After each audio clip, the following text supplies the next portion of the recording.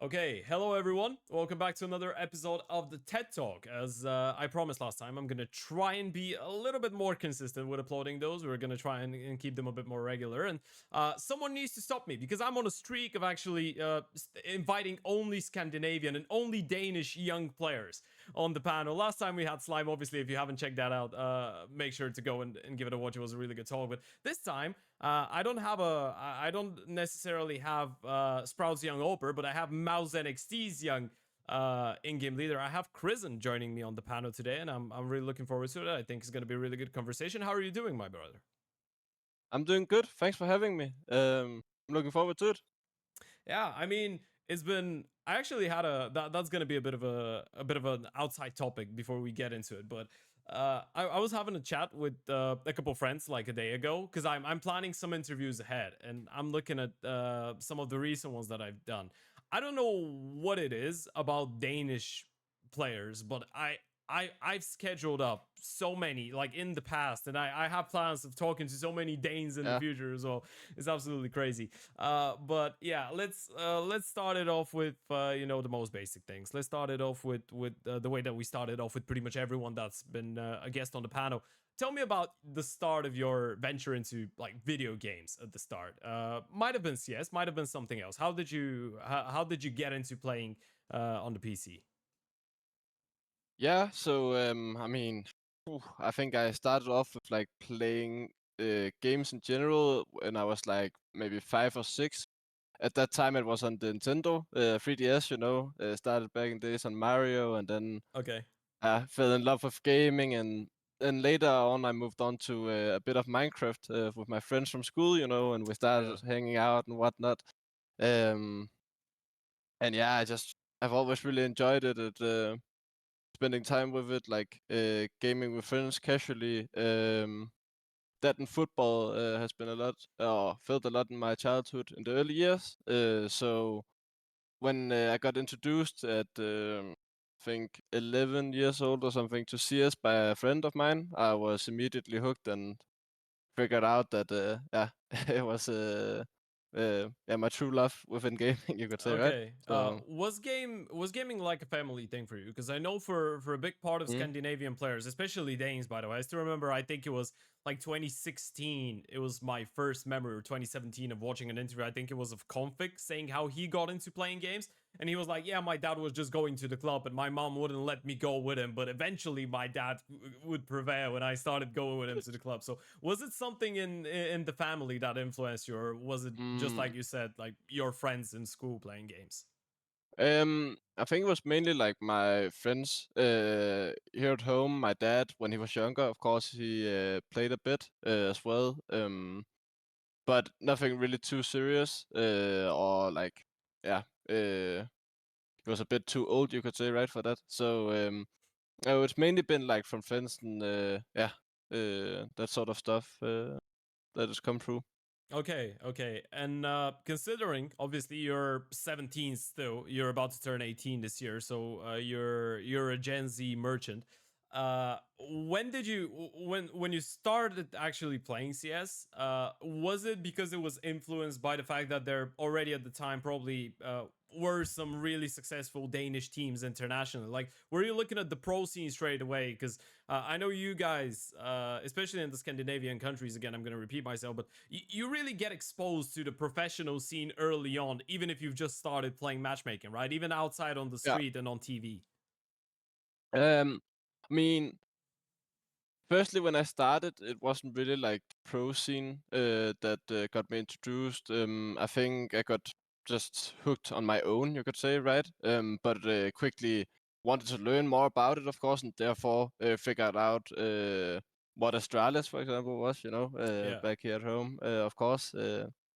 So yeah, I think within like half a year or something, I was pretty into watching all the pro games and whatnot. And at that time, I mean, I was probably just a silver elite or something, but I enjoyed it quite a lot, and like, Yeah. of course, looked up to those guys already back then. Yeah. I mean, I just thought about it, by the way. When Astralis were at the start of their era, I think when they won Atlanta, which was their first major, right? You were Yeah. like 11, which is Yes. so it's so crazy to think about. Yeah. Um, But I wanted to ask you because you mentioned you played football, right? Mm. How big of a part was that in your childhood? And do you see yourself as a competitive person? Do you feel like maybe the fact that you played sport and to how high of a level you're just gonna tell me now, but do you feel like the fact that you actually did compete in a sport originally actually made it a little bit easier for you to be that type of a person to get hooked up to CS and be like, okay, I want to be competitive, I want to be good at this? Yeah,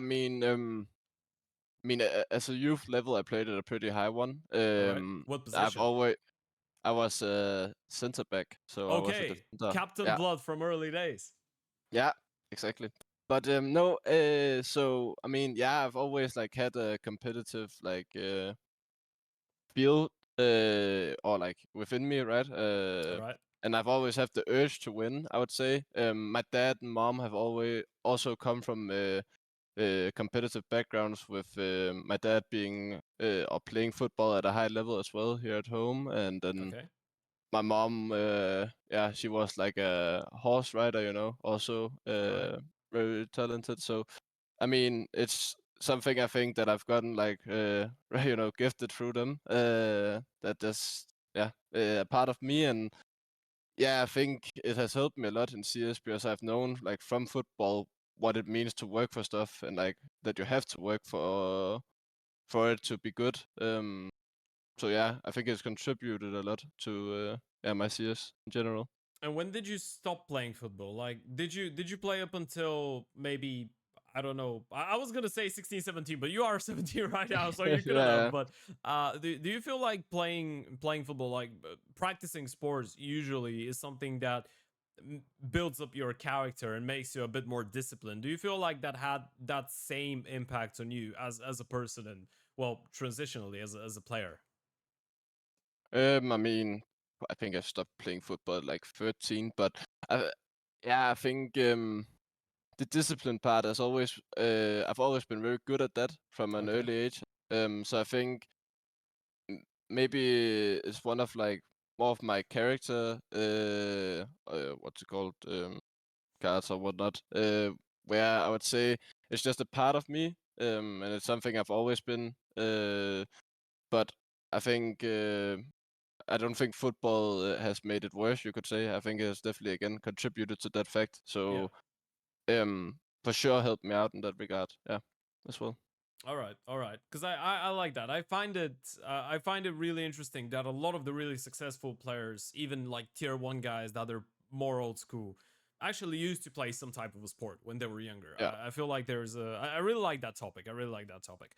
But yeah, with that being said, I guess before we get into how you started playing CS and when you wanted to become pro, I wanted to ask you, and this is something that I actually, the exact same question I asked Slime like 2 weeks ago, but I feel like it's a pretty all right question to ask you as well because you're pretty much the same age with him. But uh, how is balancing school going with playing pro? Because he told me that he's actually paused on school fully and Mhm. he's got full support from his parents. So is the scenario the same with you? Is it the same case, or you're still studying and you still have some academic aspirations that you would like to follow in the future? I mean, for me, it was very clear already when finished my ninth grade here at home. What's it called? It's high school, I would say. Yeah, probably. So I mean, I finished that like almost 2 years ago here when we get to summer. So I think already from there I knew that I wanted to play CS, and I had the option to go full time. So my parents has also been very supportive of that, and yeah, I basically from when I turned 15, oh sorry, 16, yeah, I've played full time and put school on pause as well. So yeah, it's Okay. CS on full time. Okay, and before we get into it, it's kind of like a bonus question, but I'm interested. Have you thought about what, like, in an alternative universe, did you Mm. have any other interests before thinking that you want to make it full time in CS? Like, what would have you been going after if it wasn't for professional CS? I'm not quite sure. I think yeah, I had like no other like things come to mind at the Mm-hmm. time, and like the last couple of years. So I have no clue. I think it could have been anything. Yeah, honestly, To be honest. it's actually crazy because you usually see that with professional footballers and like traditional sports people, right? Only because the esports is that new. So, like for footballers, for example, it's completely normal to meet a guy and he's like, "Yeah, throughout my entire life, I've just done football." But with esports people, because of the generational like factor, most of the time Yeah, they had something else that they wanted to do, right? And then they eventually got the chance to go full time in esports. But it's crazy because you are a part of that generation that's actually growing up as just having the dream of being a CS player and nothing else, which is interesting. Like you are yeah, turning into athletes in a way. But yeah, with that being said, I'd like to start talking about the start of your professional CS venture now.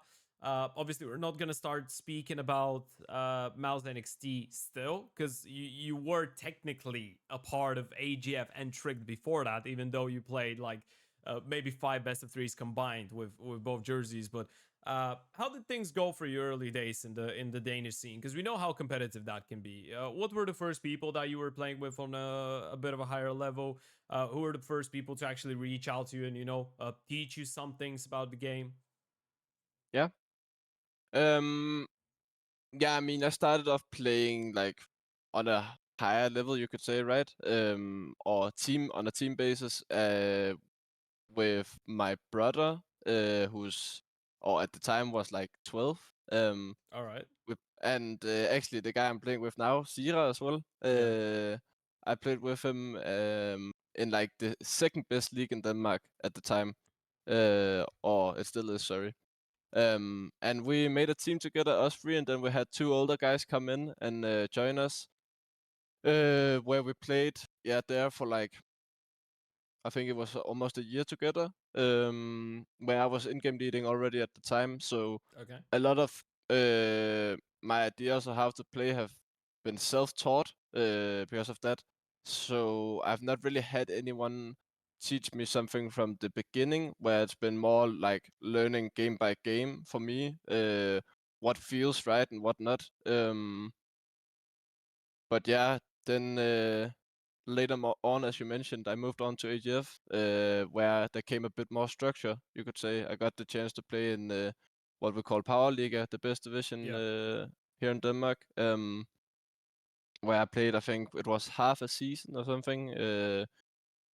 Um, and there I got to like try and play a bit of like what we would call like the star position nowadays, where you lurk on T side and you maybe have some of the better CT poses. Yeah. You got to be the Uh, playmath of the team, pretty much. Basically, yeah, you could say, right? But Yeah. without the calling part, so it was Yeah. actually like Yeah. a quite a fun experience for me to try to leave that part and then just like actually just play the game, you could say, right? Without Mm-hmm. having to think of that. Um, so there I learned a bit about like I would say the different roles that you have within a team, because as said, a lot of my ideas came from my own mind and how I saw different games being played. So it was nice to get another perspective, both from the players but also from the coaches there. Um, and I think it gave me a lot at the time. Also just to try to play with some others than the guys that I've played with, like always, you could say. Even though I only played for a year, right? So Yeah. it's been a lot of same old, same old. So yeah, I think it really gave me a lot.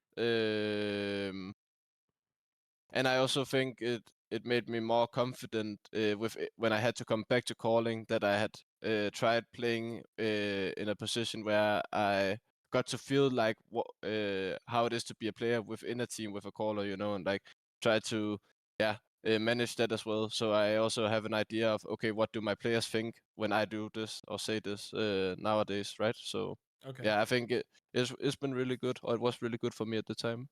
Okay. Okay. Um, yeah.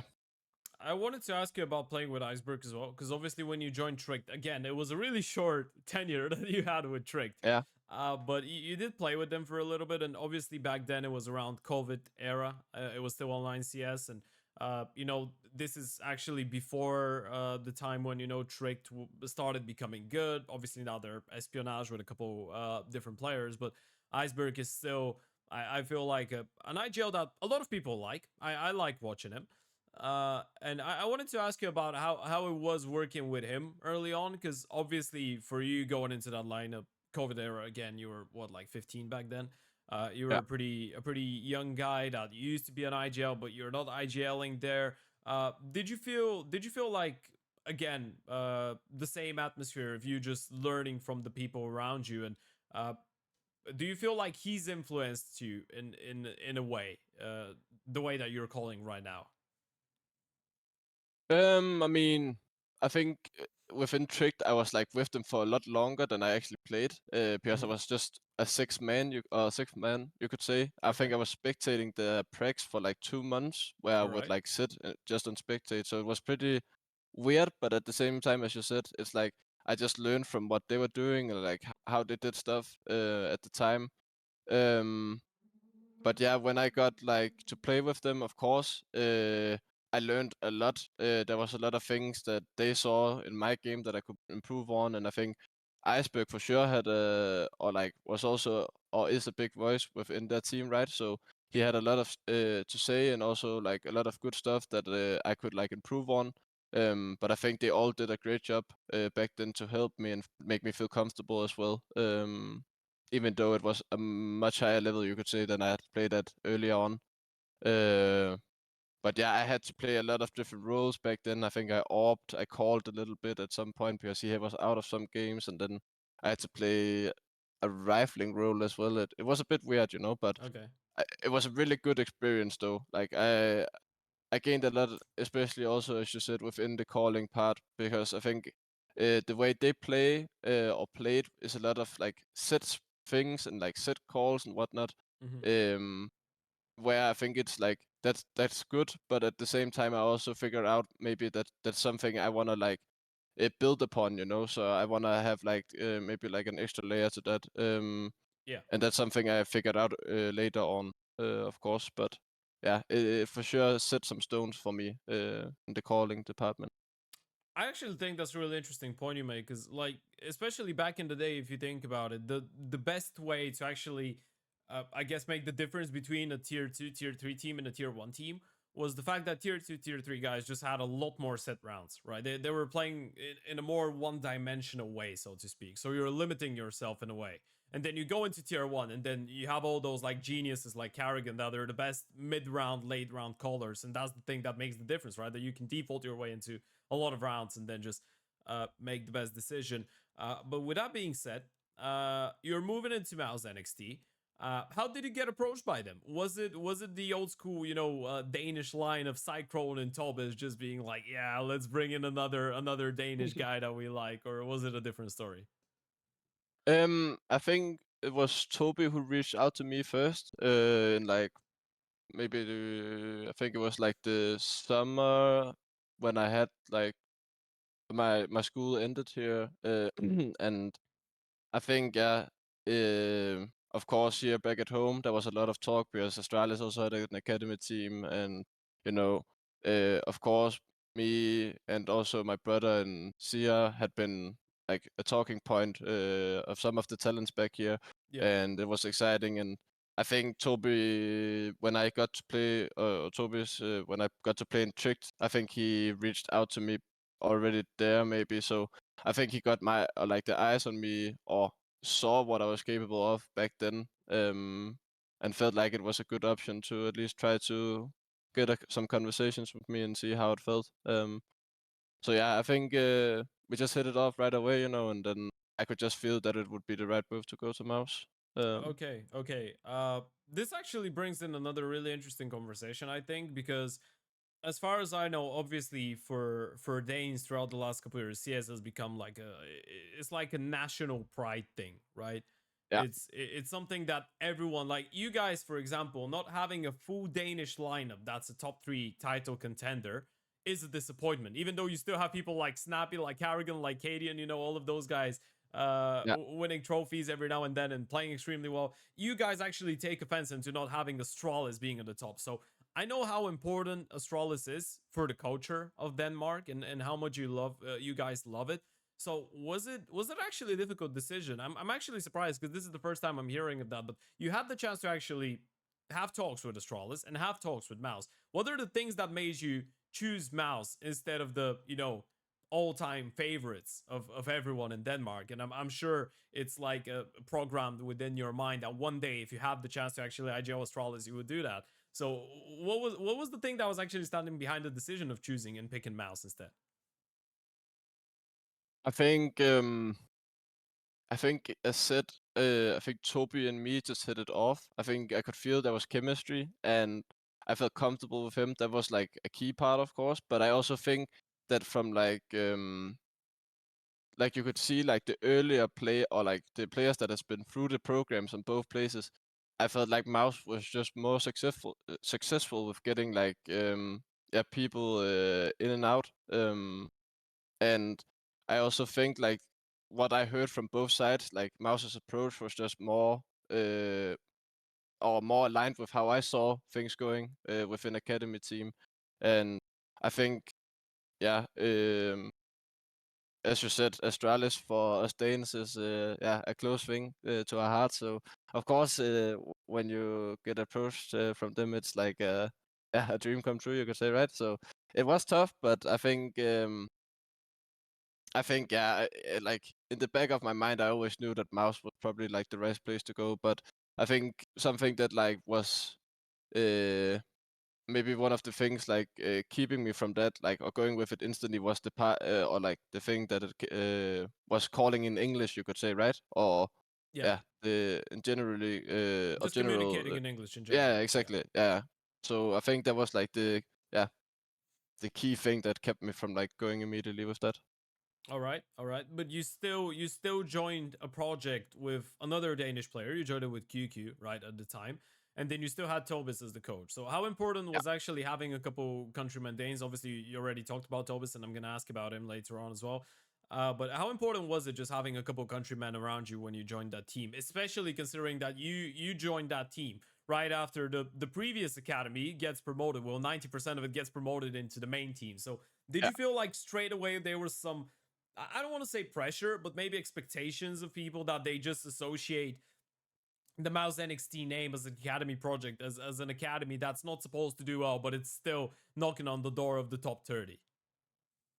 I think it was very important for me to have Danish teammates, but also I think it was very good that TOBIZ, of course, he's Danish, right? So me and him have a good bond. Also, when it comes to the IGL-ing, I think it's way easier for us or for him to teach me different stuff and like the way he saw stuff being handled within the server because, yeah, it's as said, it's just easier in your native tongue, of course. So I think it was very important and that helped my development go way faster than it maybe would have been with an international coach or like language barrier there. Yeah, So um, I think it was very important. I think the pressure part, I think MOUZ was very good at talking into or kept on saying that it wasn't like or there weren't any pressure from their side, and also that we had like within the team talks about like, okay, we know that the last academy project was a great success. We're gonna move towards that, but it's not something that we're gonna like try to compared reach to. towards immediately. Yeah, Yeah. exactly. Like try to be our own and like uh, move in our own tempo, you could say, right? Because Mm-hmm. it is way different, and especially with me having to learn how to call, you could say, right? Again at a higher level, and yeah, develop my calling style within MOUZ, you know. So of course we were very like aware of that and that it would take time to become good, you could say, right? You say calling style. How would you describe yourself as an IGL? What would you say your calling style is right now? I think it has changed a bit, like from time to time, because I think something that, of course, is a bit different from other teams is that we are an academy team, as said. So we change players a little more than people normally would, of course, right? Yeah. Um, So I think I'm very dynamic and flexible within how I do stuff now. But back then, and also like for maybe like my first year here at MOUZ, I gave a lot of responsibility, but have always been very good at mid rounding. So that's when I usually would like step in a lot more and like take a lot more initiative and maybe even micromanage a little bit, you could say, right? So I think, yeah, I'm very good at the default part of CS, where we just take our time and see where we end up. Okay. Mm, yeah. I mean, you kind of threw in like a mixed motion of, let's say, mid rounding, so we can say Snappy Carrigan, and then you're like micromanaging. So for old school Danish fans, if we want to make a reference there, that would be MSL in the prime. Yeah. But yeah, you said you used the word flexible there, and this is something that I wanted to talk about because obviously, as you said, throughout your career, you've had to play uh, multiple rifle positions. You've had to IGL with a rifle. You've IGL'd with an AVP. You've done it all pretty much. Yeah. So what's your go-to right now after you've tried everything? What's the most comfortable for you and for what reason? And what do you think actually is the not quality, but what do you think the reason is behind the fact that you've been able to actually change so many roles and still do well? Because a lot of players, we know what happens when they try to shift in and out, especially of IGLing. It's really difficult thing. A lot of players just find it really troublesome, and then eventually they go back to how they were before. So why Yeah. do you think you're able to actually change so much and still not feel that problematic? Or maybe you did feel problematic, you just didn't tell anybody. Yeah. I mean, I think I've always been very comfortable with rifling. I think also, let's say I wouldn't have liked to IGL. I think that I have a high enough skill level that I could easily be a good enough rifler to still be good Okay. enough to play. So I've always seen myself as a rifler. Therefore, when I had to AWP at IGL, I think that was probably like the toughest period because I had a hard time getting to be good enough with both, you could say, which I think a lot of people struggle with, of course. So I think, yeah, I had a hard time figuring out when I had to be the AWPer and when I had to be the caller, you know. Yeah. And I think that's like probably the toughest thing I have had to do. But yeah, I think other than that, I'm, as said, very dynamic. So I think it's also about like the mindset. I've usually I don't complain too much. I know what role I have to do, and then I try to learn and get the best out of it. You could say, right? So I think that's also an important part of how you can always like make sure or like at least get the best out of the scenario you're in. And I think I've been very good at that whenever I've been tossed around. You could say, right? Yeah. In the different roles. So yeah, I think that's the main reason is like the mindset behind it. Yeah, I think mindset and versatility is a pretty big strength of yours as well. Before we get into nowadays is MOUZ NXT, as you said, roster changes for especially for academy teams are a pretty normal thing, and it makes it a little bit tougher for you to kind of build up an identity for the team, especially calling wise and structure wise. But we're not gonna dig into that because I think you already said enough, and there's a lot of people aware of that. But I want to focus on one specific player that you played with, and shocking scenes. I'm gonna ask about Jimmy because he's pretty famous right now. In case people haven't noticed, he's had a couple good games on all right tournaments, I guess you could say. But how would you describe him as a player, and how would you describe playing with him? And I know this is a little bit difficult because obviously you're not on the same team anymore, like not on the Mm. same roster. I guess you're still on the same organization, but how do you feel like he's changed as a player? Like, what was he back then? And do you see a different Jimpphat in the server right now when you watch some of the main team games? Yeah, I mean, Jimmy has always been like, I think from the first time I met him, he was like very nice, but also I'm gonna say very Finnish. You could feel it, you know. Jimmy is Okay. Finland. Like if I would have to describe a Finnish guy, you know. So a So bit he's more cold, introverted, not that yeah, emotional. Yeah. yeah, but he's very fun when you get to know him, and it's like when he gets to open up a bit, you know, Jimmy is like a jokester as well. All So right.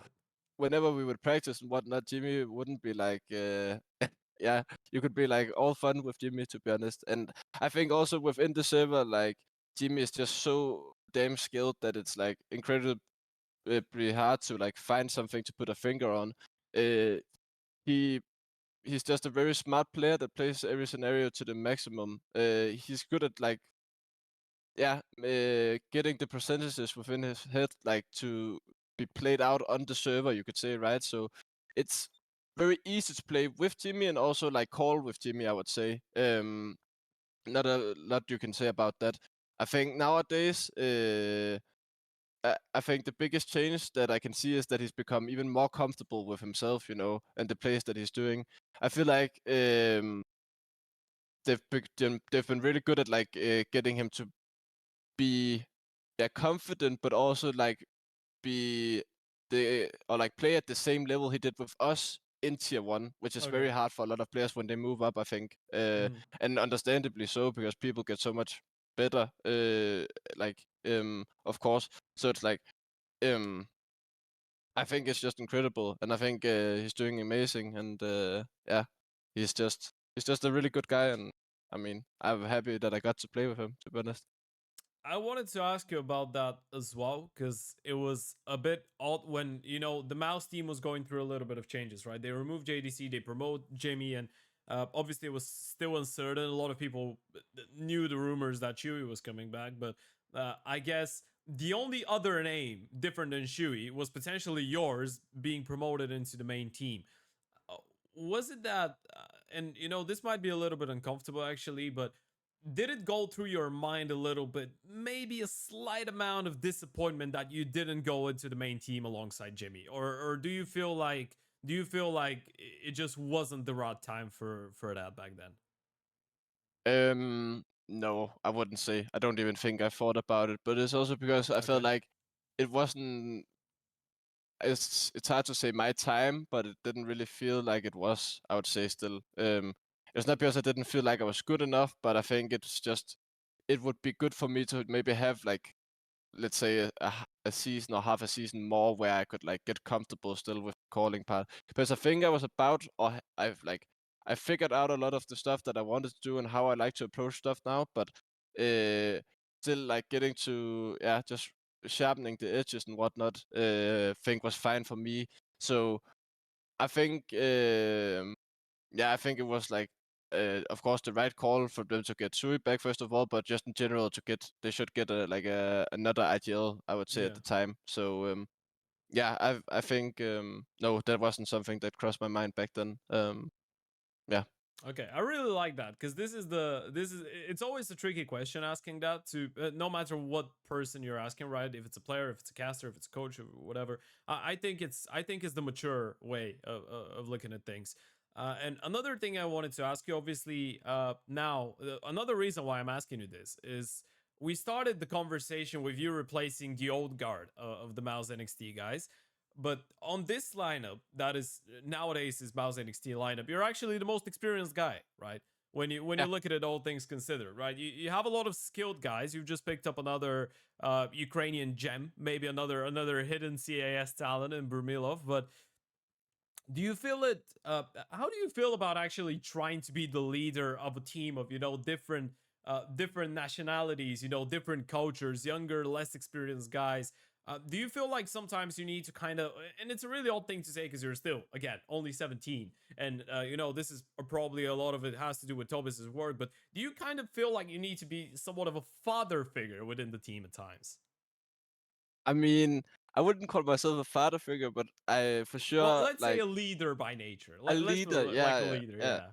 yeah. Yeah, but I would say that I think it's something that I had to like get used to when we switched around, because as you said, it's weird for me to suddenly be like the experienced one. That's also like a joke we have going on, that I sometimes just pull out the experience card, even though like I'm So when you're the you're in youngest. a you're in an argument with someone, let's say, I know who plays on the other side of the map. But let's say Yeah, Natu has played around on the other side of the map and he's yep. done something and you're unhappy and you're like, no, you shut up. I've played in this team for 2 years. No, you shut up and listen to me when Yeah, I have something to say. When I'm yeah, finished, you're gonna exactly. speak. Exactly, yeah. So sometimes I pull the experience card and I say, guys, this is just the way it should be played, and yeah, I know that. So I mean, yeah, it's weird, but I think I feel comfortable with it at the same time, because it's like, Okay. yeah, we are all so young, and it's like it feels like a group of friends, that you're just sitting around. We're playing five stack, you could say sometimes, and yeah. Then of course we get very serious about it, you could say. But I'm used to that. We're for Denmark, ELO and whatnot. So it feels good. I mean, yeah, I think Toby has also done a lot in terms of like being responsible and like taking charge whenever we've had to. Because I mean, I am 17, right? But and I am very like good at making sure that we don't get overheated and whatnot. But still having him there and like making sure that yeah, everything stays intact is very good, and he's very good at that as well. Yeah. Yeah. I was gonna ask you, how would you describe TOBIZ's impact both inside and outside of the server for you guys, and for you specifically as well as an IGL? Um, I mean, I think Toby, for me personally, I think he is and has been the way that I've seen the game for probably like the last year and more. I think everything I know, I can basically give him credit for, and I think a lot of how I play and how I've do different stuff within the server is like completely his work, and I think he's done a really good job at not just like giving me all of the things that he thinks is good, but also letting me learn from experiences and like try to be my own at the same time, so we get a mixture and not just a copy of him. You could say, right? Yeah. And I think I'm very happy for how Toby has like treated both me, but like in general the project. I think he's very good at like giving people time and let people develop, because he's an experienced guy both within CS, but like also you could say in life compared to the rest of us, of course. So Yeah. I think he's doing an amazing job, and yeah, I think like for coaches moving forward, or like for positions in tier 1, I would also say Toby is like the guy to get at some point within the future, if you have the option, of course, because he's really good and really talented, both within and out of the server. Okay. Maybe you and him can pull out a shoey, go to another team, qualify for Maybe. the finals of a major, and then come back at MOUZ in a couple years together as a nice couple. But yeah, that's really nice to hear, man. That's really nice to hear. I think this is one of the most impressive things about the MOUZ project, for me, especially, is the fact that I feel like they've always been able to find coaches that just uh, glue in with the players really nicely. Like they're just on the same page, and they just build up a really healthy work and friendly relationship, which is always a really good thing within the team. And one last thing, I guess, before I ask you some of my bonus questions right now and about 2024 and your goals as a team and stuff like that, I want to go through that heroic stint for the Rubet and the Thunder pick last Yeah. year, which I think was a little bit interesting. It was shocking for a lot of people, right? Because yeah, Heroic was going through a massive rebuild. You had that entire stabby drama happening at the time, and people didn't really know what was going on about. But uh, how did it end up being you and Sirah in the team? And not only that, but you IGL'd and oped for Heroic in your tier 1 Yeah. debut. How did it end up happening, and what was the experience like? Um, I mean, I'm not quite sure actually how it happened, to be honest. Because I mean, from one day to another, I just get like a message saying, "Hey, we're probably gonna like, or you're probably gonna play for Heroic the next couple of tournaments." And then I'm like, "Okay, cool." So they just inform you. They're not like, "Do you Yeah, wanna?" They're like, "You uh, know what? Is it the mouse I staff mean, that just I contacts mean, you and they're like, you're I gonna play mean, for Heroic?" I got like from my agent, right? I get like a Okay, text, and he's saying like, "Hey, this is like, oh, it's like we're working on this," and he said like Mouse is getting notified. And I remember, I think Sia was actually, he got like the message a day earlier than me, okay. so um yeah, he knew about it, but it was like, yeah, it was very weird because like within 48 hours or so, it came from I didn't know anything to, okay, I'm probably playing with Heroic like in 3 days, so it was very fast, and I don't think they were expecting to need players, as well, of course. So it was like it was something that was like very rushed, and like yeah, we didn't really know much of going into it, but I think it was like a really good experience, and I think also like the guys from Heroic, both the staff and players, was very good at making me and William feel comfortable with being there, and made us feel like a real team. Actually, like at the time we were there, we got to use all the resources they had and whatnot, and yeah, talk to all the same people and what not. So yeah, it was really good, and I think also trying to call for like tier 1 players is like an insane opportunity for me, of course, being so young, but also like just to get a feel of, okay, what does it actually take to be here? Because I can watch as many games as I would like, but it's a whole different thing sitting there, of course, right? Yeah. But yeah, I think actually like the biggest takeaway from it that I got was that it's not that different, to be honest, from where I'm been sitting like the last year. And I mean, that's both a good or like mostly a good thing, right? So I mean, I'm working towards that, and like I could feel that I'm close to where I want to be, you could say, or I have to be. Um, but of course, like the ARP IGL-ing thing made it a bit difficult. But I think we did very good with what we had, as said.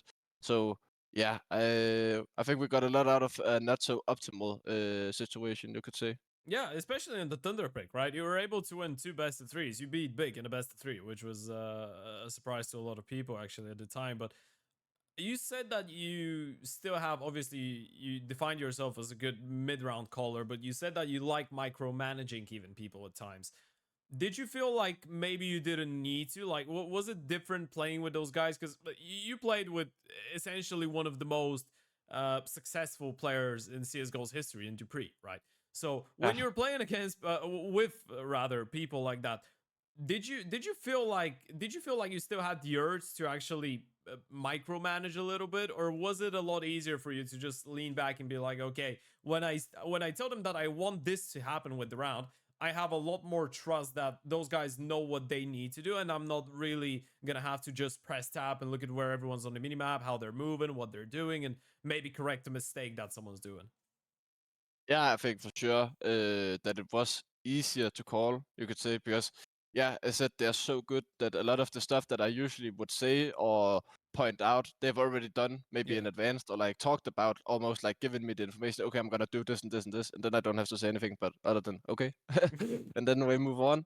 So it was for sure easier, but I also think um that because they are so good and they have so many ideas, because we were a bit of like a mixed team, it became a little bit complicated sometimes because we were not aligned, you know. And then of course that will happen when you don't play, like we've played for like 3 days or whatnot, right? So it was very natural, but I think sometimes I got like a bit overrun, or like not, like I couldn't really find the tail in it sometimes because we had a lot of different ideas, you know, and whatnot. So it was a bit hard to like get us on the same page, I would say. But I think overall it was very easy, and I could just focus on trying to ARP as best as I could, right? Yeah. So it was nice. Yeah. Okay, and with that being said, you play your stint on Heroic, you come back to MOUZ NXT, and now, from I want to be precise with this, 23 days ago, you did sign Brumilov, and you've been playing with this lineup for some time now. Results have actually been good for you guys. So far, you won the second division, I believe it was, of the European Pro League, and now you played in Division 1, but things didn't go that well. Obviously, you had to play some tougher teams like Sinners and TSM, but how would you evaluate on your performances so far this year, and what would you say is the atmosphere within the team like? Have you guys set any specific goals for yourselves going into the season? Yeah. I mean, I think the start of the season here was like a bit weird for us because, of course, we had Burmilo, right? But we had to play with Christo as a stand-in, Yeah. so we didn't really get to practice as much. And then we won like the 2 tournaments. I think we won United 21 as well Yes. at the time. So it's like, yeah, and we got the European Pro League, and then we had to play like almost a day after, I think, where we hadn't practiced with Burmilo really. So we went into officials without really having like any real expectations, and I think we played pretty well considering that we didn't really have anything to go off. Okay. So overall, I was pretty satisfied with the results. still, even though you could have wanted more, of course, right? But I think we set some goals and for the season that we want to actually like have a big win again within the team now with the 5 guys that are here. If it's a CCT or if it's like a something along those lines, right? Yeah, don't spoil the invites that you already have but haven't been announced, Yeah, please. yeah, exactly. Yeah, could be anything, right? But no, I mean, um, definitely a tournament win is what we're aiming for, and I think that we're moving fastly towards being really competitive towards that goal. I think the games we played against CSM and Sinners, it was. From where we are now is day and night. And I think if we gave us the same matchups again, I think we would probably even win both. So yeah, All I'm right. pretty confident in that regard. Just for context, by the way, that was like 2 weeks ago. So that's 14 days, which is, well, it's a respectful amount of time, but it's not a lot of time when you're building a new team from scratch. So I like that. That's confidence. That's confidence, and I Yeah, you wish to gotta. see you guys back there because I feel like, especially like in my opinion, the way that I've always seen that MOUZ NXT project ever since you joined, I feel like even if at the time at like certain points you guys haven't been the necessarily like pure skill wise the best academy team, I think you've always been one of the teams that has played the most logical CS, like CS that makes sense for me as a viewer. But with that being said, I'd like to move into my bonus question for this because this is already becoming a really long conversation, which I didn't originally plan on, but it's been a really good one. And my bonus question for this one is gonna be: I told you before we started, so I hope while speaking you actually had some time to think about it. But what is the perfect team you would build around yourself as of right now? And you don't have to limit yourself to only academy players, by the way. You can pick and choose from tier 1 to Okay. like ex teammates and stuff like that. The only condition is, and I wanted players maybe without a coach, because up until you work with a coach, you can't really know. If you want to check in a coach and you feel really comfortable, you can. But the most ideal team to build around yourself without using any Danes. Yeah. I mean, I'm just gonna go with like all the big dogs, you know. I'm gonna go All with the right. obvious ones. So I mean, I gotta have Sabu on the team, no? Okay, so you're not hoping on the team. You're IGL-ing and No, rifling only. All yeah, right. yeah, exactly. Yeah. We gotta have Sabu on the op, and then I think I wanna have donk with me All right. as well. I would like as my You're star building everyone's rifler. nightmare, by the way. Make Yep. sure make sure those Saudi orcs are not listening right now. Yeah, exactly. But we need donk on the team for sure. Okay. Um, then we need like an anchor, I would say, where I have like I think Metis would be my pick, you know, if I could pick like Danish guys or maybe even Chr1z. But I think maybe I would have to go with oh, it's actually really tough. I think I would like to go with Perfecto. I I think. was actually thinking Perfecto just now. Okay. Yeah, All right. yeah. I think Perfecto would be my guy. Yeah, and then I think for the last role we would have to have like a guy who's not really like it's not like a star, right? But he should be like lurking a bit maybe as well. So it would be ah. I think I'm just gonna go with Spinks, you know. Spinks can do a All bit of right. everything. I All feel like right. I can get Spinks to do Okay, whatever. so the dream team is Zaiwu, Donk, Perfecto, Spinks, and yourself. Yeah, exactly. That's absolutely awful. If I join a Faceit game, by the way, and I see that 5-man lineup on the other side, things are not going well. Yeah. Okay. I'm actually happy with that. That was nice. And yeah, I would really, you know what? I'm gonna give you 30 more seconds because you mentioned Dong. Do you really think that he's that unstoppable? What's your opinion, real quick? I mean, I was very confident that people wouldn't be able to stop him, and I thought he wouldn't like be Because you challenged because you really played still. against And him in the yeah, academy yeah, yeah, like early days, right? It's not a new thing for exactly. you.